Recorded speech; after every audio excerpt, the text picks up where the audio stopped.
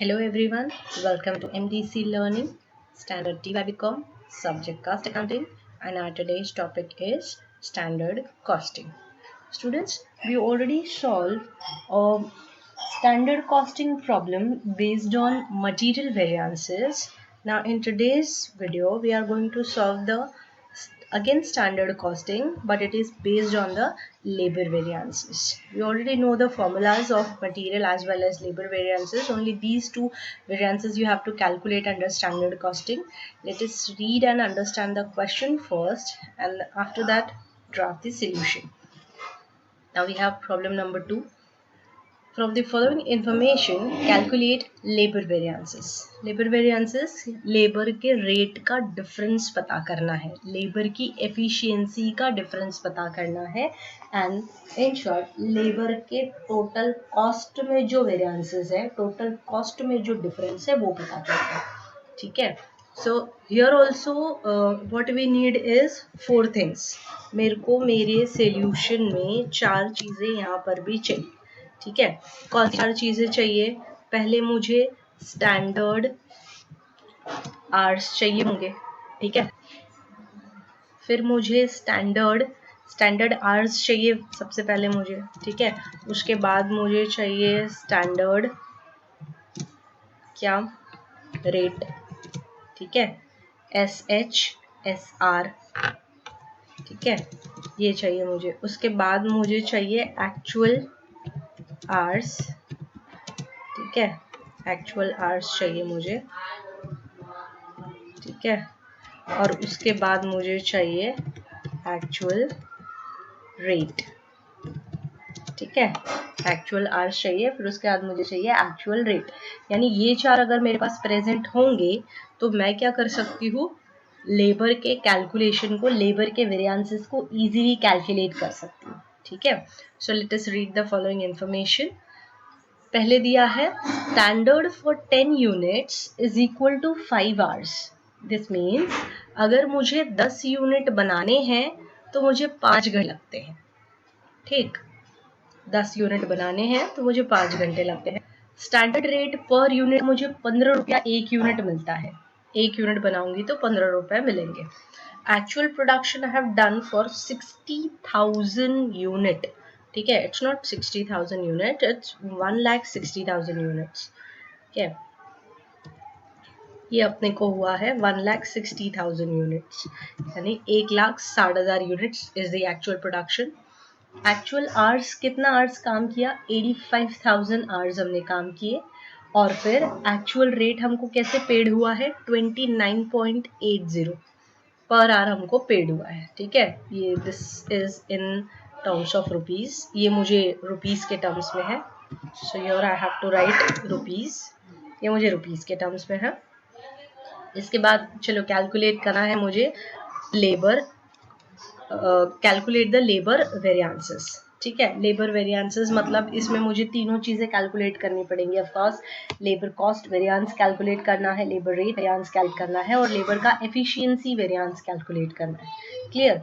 So students मुझे क्या क्या चीजें चाहिए? मुझे सबसे पहले चाहिए मेरा स्टैंडर्ड आवर्स, जिसको मैं बोलती हूँ SH स्टैंडर्ड आवर्स. मुझे स्टैंडर्ड रेट चाहिए.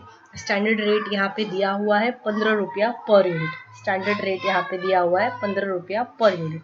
ठीक है. उसके हिसाब से फिर अब मुझे क्या चाहिए? 15 रुपया पर यूनिट. ये मेरे को स्टैंडर्ड रेट दे दिया. उसके बाद मुझे चाहिए एक्चुअल आवर्स. तो actual hours we worked as 85,000 hours. तो ये मुझे दिया है, तो इसको मैं रिकॉर्ड कर सकती हूँ क्या? हाँ, मैं इसको रिकॉर्ड कर सकती हूँ. एक्चुअल आवर्स को मैं यहाँ पे रिकॉर्ड कर सकती हूँ. देखो 85,000 आवर्स. ठीक है. ये मेरा कैलकुलेट हो गया 85,000 hours. And actual rate I have paid is 29.80. ये मेरे को मिल गया. So standard rate per unit and standard hours, ये दो चीजें मुझे चाहिए होंगी. स्टैंडर्ड रेट पर यूनिट मुझे चाहिए होगा और स्टैंडर्ड आवर्स मुझे चाहिए होगा. तो फॉर कैलकुलेशन ऑफ दिस, ये कैलकुलेट करने के लिए सबसे पहले क्या निकालूं मैं? सबसे पहले निकालती हूँ स्टैंडर्ड आवर्स और एक्चुअल आउटपुट. ठीक है. Standard hours for actual output. ठीक, standard hours for actual output.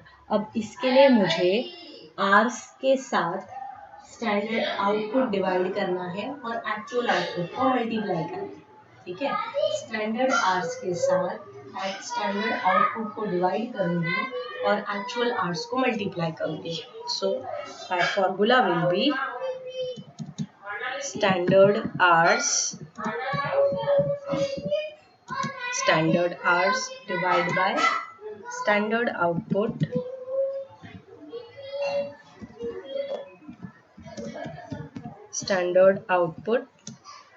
multiply by actual output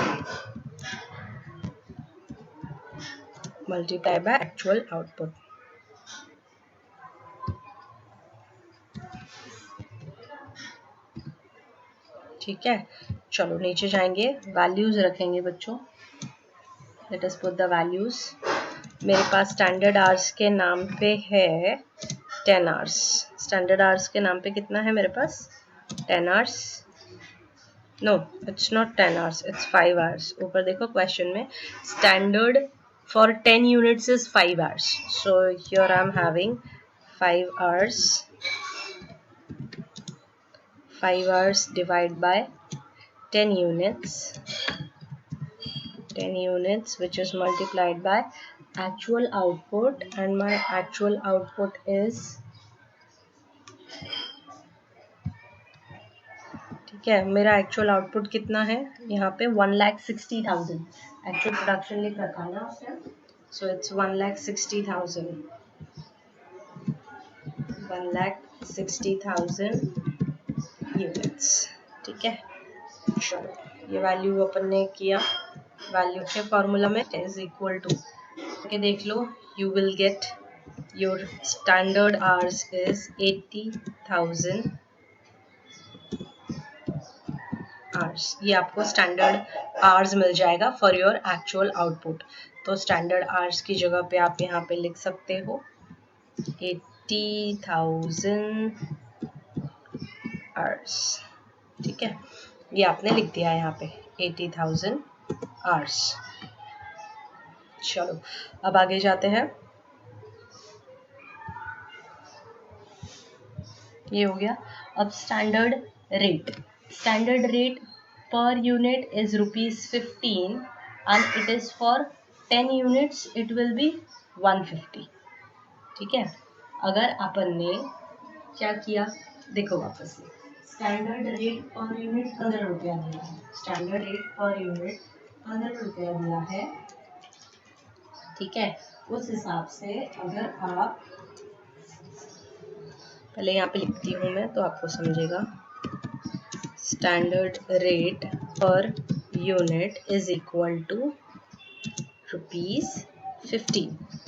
ठीक है, standard rate per unit is ₹15 but it is then for 10 units it will be like, अगर अपन ने 10 unit बनाया, so for 10 units it will be how much?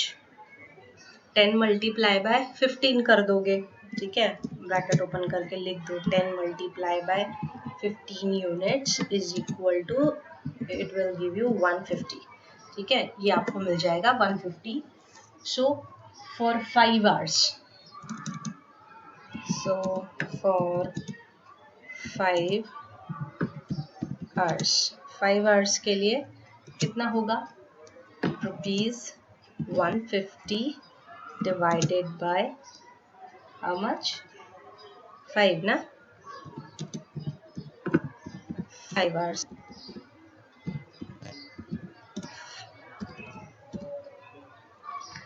For 5 hours ₹150 divided by 5 hours is equal to ₹30. ठीक है, तो ये आपको आ गया 1 आवर का आंसर. 1 घंटे के लिए आपको कितना मिलेगा? 1 घंटे के लिए आपको मिलेगा 30 रुपया. तो स्टैंडर्ड रेट पता चला, ये हो जाएगा ₹30. ठीक है, स्टैंडर्ड रेट इज 30। अब आपके पास अगर चारों चीज़ें प्रेजेंट हैं तो आप फॉर्मूला में वैल्यूज रख सकते हो, ठीक है। तो सबसे पहले कैलकुलेट करेंगे LCV, ठीक है। LCV इज इक्वल टू, क्या फॉर्मूला आपको बताया है यहाँ पे, लेबर कॉस्ट वेरिएंसेस का standard hours multiply by standard rate minus actual hours multiply by actual rate, ठीक है। Let's open the bracket right here, standard hours multiply by standard rate, close, then minus का sign, again open the bracket, actual hours multiply by actual rate, just close the bracket. Let us start with is equal to का फंडा डाला, standard hours लिखो। standard hours कितने हैं आपके पास, standard hours are 80,000, so here it is 80,000 multiplied by standard rate is 30, bracket close, minus sign, आगे जाएंगे, bracket open, the actual hours will be 85,000, so here it is 85,000 multiplied by actual rate is 29.80, bracket close, ठीक है। देखो ये same calculation के बाद आपको answer कितना आ रहा है, 1,33,000 and it is in negative format, ये नेगेटिव फॉर्मेट में है, ठीक है। नेगेटिव फॉर्मेट में है तो अच्छा, एक और स्टेप अगर आपको लिखना है तो you can record one more step, like 80,000 into 30, so 30,000 multiplied by 30, you will get 24 lakhs, it's 24 lakhs, ठीक है। ये होने के बाद फिर bracket close, minus sign, once again open the bracket, 85,000 multiplied by 29.80 gives you 25 lakhs 33,000, 25 lakhs 33,000, so 25 lakhs 33,000, bracket close, and return the main answer.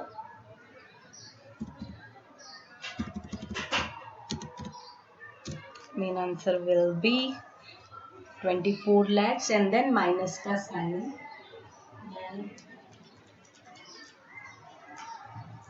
you will get 1,33,000 in minus, और अगर minus का साइन आता है बच्चों तो मैंने आपको सिखाया है ब्रैकेट ओपन करके कैपिटल A लिखना है, दैट इज एडवर्स, ठीक है। LCV labour cost variance calculate हुआ, और इसके बाद LRV या LEV दोनों में से कुछ भी कैलकुलेट करो चलेगा। सो मैं कैलकुलेट करती हूँ LRV labour rate variances. Rate variances का फॉर्मूला क्या बोला, SR minus AR into AH, that is bracket open SR minus AR multiply by AH, ठीक है। वैल्यूज रखते हैं, SR का मतलब होता है स्टैंडर्ड रेट, तो आपका स्टैंडर्ड रेट है 30 रुपीज माइनस आपका एक्चुअल है 29.80, bracket close, multiply by your actual hours will be 85,000, ठीक है। चलो इज इक्वल टू, कैलकुलेटर पे भी सेम लेना है बच्चों, 30 माइनस 29.80 इज इक्वल टू करो, जो भी आंसर आएगा मल्टीप्लाई करके 85,000, you will get 17,000 as a positive answer, 17,000, और वो भी प्लस में आ रहा है, प्लस में आ रहा है उसके लिए हम लिखेंगे capital F, that is favourable. Then LEV labour efficiency variances, efficiency variances के लिए फॉर्मूला क्या लगाया आपने, फॉर्मूला लगाएंगे SR माइनस नहीं SH, standard hours minus actual hours, तो standard hours minus actual hours multiply by what, standard rate. Let us put the values.